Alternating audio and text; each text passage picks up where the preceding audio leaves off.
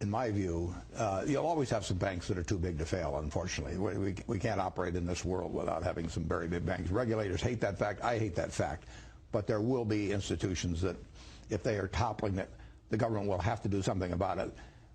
The answer, one of the answers, there could be many answers, but one of the answers is to make it so that the CEO of an institution that fails or that goes to the government and needs help really gets destroyed himself financially. I mean, why should he come out any better than somebody gets laid off from a job as an auto worker at General Motors? So I would, if I were running things, if a bank had to go to the government for help, the CEO and his wife would forfeit all their net worth, and that would apply to any CEO that had been there in the previous 2 years. And I think you have to change the incentives. I mean, the incentives a few years ago were to try and report higher quarterly earnings every quarter. That's what Wall Street applauded. That's what the world applauded. And it's nice to have carrots, but you need sticks. And the stick, the idea that some guy that's worth $500 million, leaves and only has $50 million left, that's not much of a stick as far as I'm concerned. So I really think that there ought to be a huge downside, because the CEO has to be the chief risk officer of the big bank. But that's not what is here. What he is proposing is saying that he wants to limit the scope and the size, the scope of the risks that these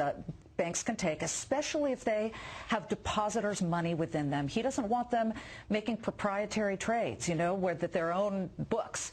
He feels that that is the way to prevent another type of financial meltdown. Is he right or is he wrong? I'd have to see the legislation. It's pretty hard to define risk. I mean, at Gen Re, when I inherited it, we had 23,000 derivative contracts. I couldn't understand them, so I got out of the business.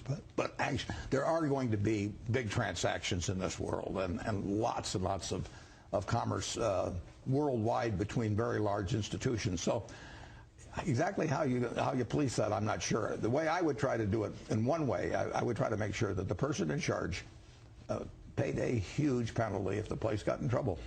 Okay, well, and that hasn't happened in the last few years. Yeah, and also that's, again, not really on the table. It's more of a let's go back to some of the tenets of GlassSteagall, which separated investment banking from basic depositors' banks. And Paul Volcker, the former Fed chair under Ronald Reagan, is front and center here, saying this is what we need to at least get closer to. Do you think we should bring back GlassSteagall, Warren? Well, I wasn't unhappy with GlassSteagall when it was in place. I mean, that is not something that in any way I champion getting rid of.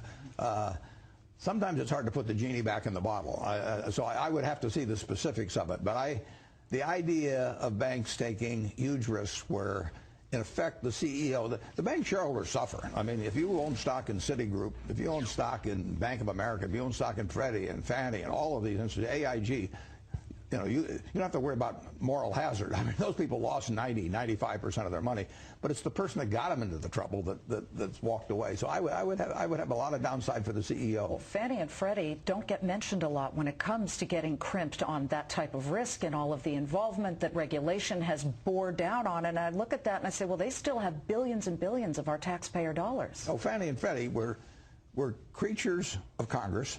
They were supervised by Congress. They actually sent their report annually to Sarbanes and Oxley. And every year, a 100-page report would go over and say these places are operating fine and riskless and all of that sort of thing. Congress was in charge of supervising them. They had a 200-person office that did nothing but look after those two. And look what happened. So I have some doubts about the efficacy of simple regulations. I like to really create personal downside. I think that can be more effective. Well, in the short term, if this proposal were to get some traction, at least on behalf of the President and some members of Congress, how long before Goldman, which you own, and Morgan Stanley, before they split off and get rid of their bank charters? I think that would be logical that they would do so. I mean, I don't know anything about the specifics of this, but the banking aspect of it is a very small part of those. I mean, if you're talking about banking, you're talking about J.P. Morgan and B of A and Wells Fargo and those kind of institutions. But looking at Goldman Sachs and looking now at how everybody's breathing down Goldman's back, you made a $5 billion investment last year at the lows. It looks brilliant now. What are you on paper up about? We were trying to calculate this, but it's hard with the dividends, $3+ billion to the upside now. Aren't you tempted to cash in on some of that? I know you said you'd hold it for 5 years, but sooner rather than later, if the regulatory atmosphere ices out names like Goldman Sachs from taking I'm risks. not tempted at all. No, that thought doesn't cross my mind. So you'll hold for 5 years? Or longer. With the warrants, we have to exercise in 5 years. With the preferred, they can call us at some point at a 10% premium. But no, I would not be bearish on Goldman Sachs at all.